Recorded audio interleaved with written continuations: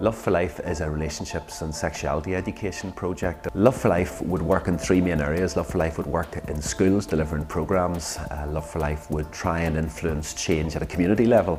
And Love for Life would also try and influence strategy, government strategy and policy.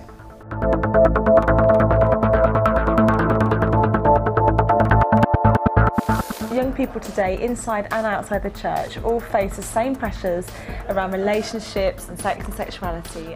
Some of the main issues facing the youth today, I would say, and all around, not specifically just here, would be family breakdown, would be just the need to feel loved, you know, feel accepted by people. And I think that leads on to issues such as just dabbling in alcohol and drugs, and even from that then leading on to behaviour that could damage them. And I think it's important to address these now, that we can help young people, you know, just recognise what are the issues, what are the things that trigger their behaviour and how those can maybe change. Young people do need help and support as they form their values, because so often the influence from media is so strong that they actually follow through almost what they perceive on television, film, internet as being normal.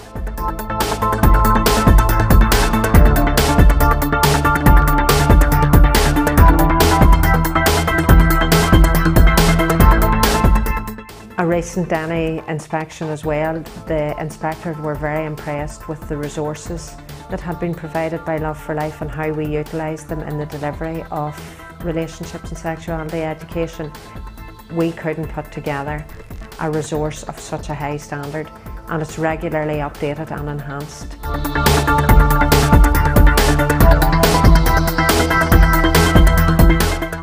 I thought the talk was great. It makes you think about the wrong decisions you can take in life and gives you good information.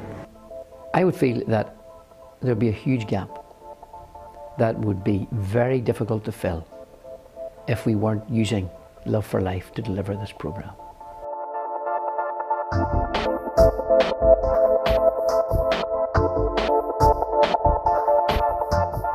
With parents, we would find often that they struggle around sensitive issues of how do you talk to your children about sex, how do you talk to your children about pressures they face. So we would deliver programmes so that parents are better informed. All the evidence is that where parents do engage and do talk to their young people, their children and young people are more likely to make good choices. It really empowers you as a parent. Things that talking to the other parents too, and also the leader is given us ideas about how to talk to our children, how to address the difficult areas.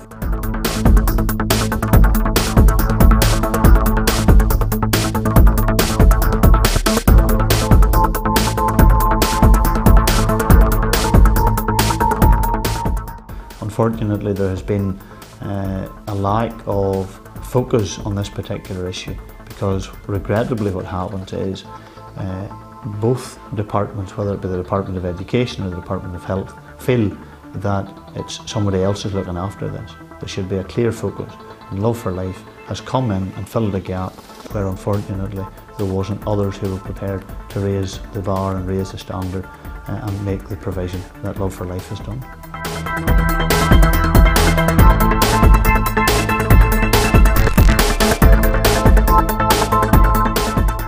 When you see young girls who are physically not developed and physically really not ready to have sex, their mind matches that really, and emotionally they're unable really to deal with the issues that sexual relationships bring. And I think that's a big issue with regards to their mental health.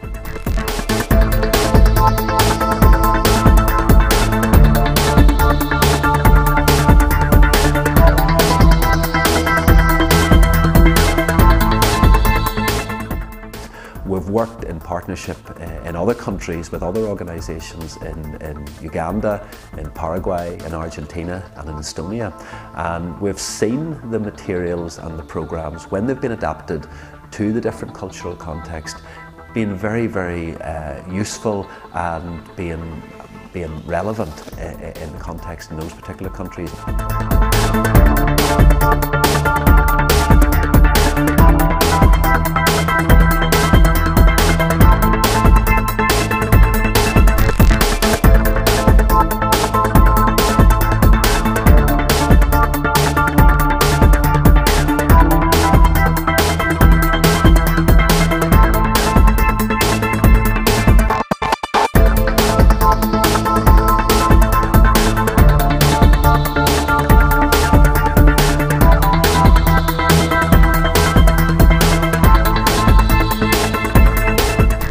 The reality is we need to create communities where there is good communication and good protective mechanisms in place for young people and children, where the community as such aspires for a better future for its children and young people.